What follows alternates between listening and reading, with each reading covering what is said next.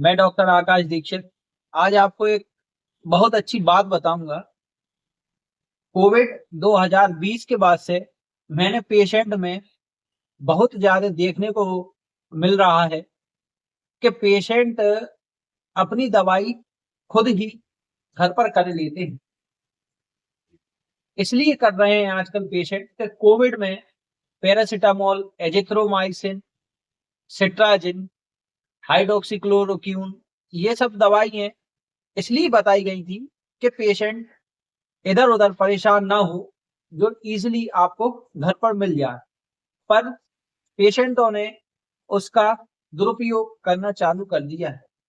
Patient जब doctor के पास आता है, तो अधिकतर दवाई खाकर आता है।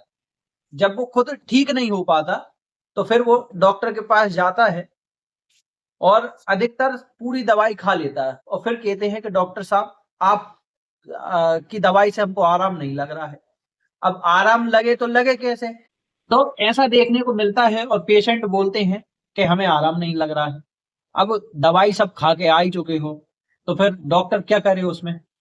तो इसलिए मेरा ये कहना है कि आप ना तो स्वेच्छा से मेडिकल से दवाई लें, ना आप यूट्यूब पर सर्च कर कर दवाई लें।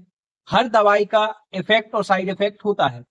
दवाई कब, किस रूप में, कहाँ पर, कौन से ऑर्गन में काम कर रही है, ये डॉक्टर जानता है। कई लोग क्या करते हैं कि मेडिकल जाते हैं और दवाई लेकर खुद ही खा लेते हैं और फिर उसके बाद परेशान होते हैं। अब मेडिकल वालों को ये पता नहीं है कि कौन से ऑर्गन की दवाई और कौन से सिस्टम पर कौन सी दवाई वर्क करती है। इसलिए आप बिना डॉक्टर के कभी भी दवाई स्वयं से ना लें।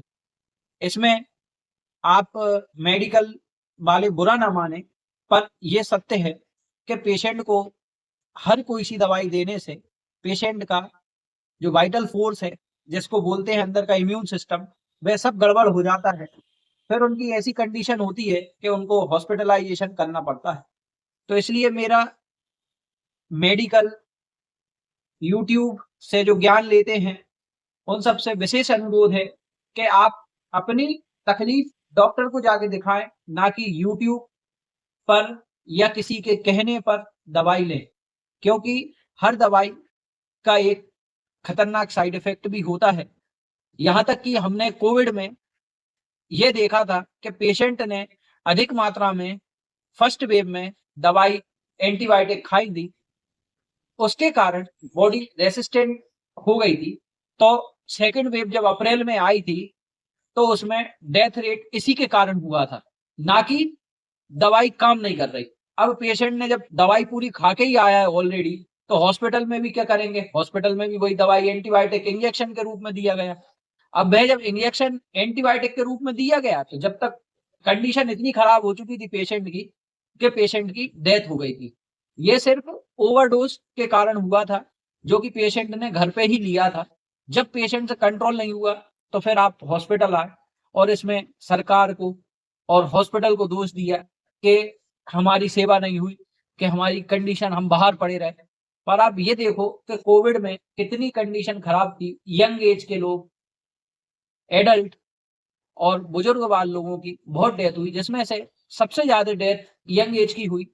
मैं खुद फीवर क्लिनिक में as a duty medical officer मैंने वर्क किया है। वहां मैंने पेशेंट की कंडीशन देखी है। वह पेशेंट जो पहले से दवाइयाँ खाकर आते थे, तो फिर उन पर जो हम दवाई देते थे, वह बहुत धीरे-धीरे असर करती थी। और ज़्यादा एंटीबायोटिक खाने से क्या हुआ, शरीर का इम्यून सिस्टम बिल्कुल कमज़ोर हो गया था। तो पेशेंट पर आगे कोई भी दवाई असर नहीं करी, क्योंकि फर्स्ट वेव में एंटीबायोटिक में एक हाइड्रोक्सी क्लोरोक्वीन करके मेडिसिन चलाई थी। तो पेशेंट ने वो इतनी हाई पावर की थी कि वो इतनी ज़्यादा खा ली थी कि लोअर पोटेंसी की ड्रग जो कम मात्रा में अपन हल्के में जो पेशेंट को चलाते हैं, उसने भी काम करना बंद कर दिया था। इसी कारण पेशेंट की कोविड में मौत हुई थी, ना कि कफ कोल्ड से। कफ कोल्ड से पेशेंट कभी नहीं मरता। ये हुआ कि जब आपका इम्यून सिस्टम ही वर्क नहीं कर रहा, तो उस पे पेशेंट की डेथ हुई थी। बॉडी रेसिस्ट हो गई थी, दवाई काम करना बंद कर दी थी, क्योंकि दवाई आप लोगों ने बिना डॉक्टर के, बिना दिखाए ली। इसलिए मैं आपसे अनुरोध करता हूं कि कभी भी कोई भी बीमारी हो आपको, तो पहले आप डॉक्टर से कंसल्ट करें, फिर जाके आप दवाई मेडिसिन लें। ये सब आगे वीडियो देखने के लिए आप मेरा चैनल डॉक्टर आकाश दीक्षित और केशव व्यास ब्लॉग पर आपको ये वीडियो मिलती रहेंगी। और अगर आपको किसी बीमारी की जानकारी चाहिए तो वह आप निसंकोच मुझसे कहिए, मैं आपको उसकी अच्छी डिटेल दूंगा। इसमें आप कमेंट करके बताएं, मैसेज करके बताएं, या फिर आप डायरेक्ट मुझसे बात भी कर सकते हैं।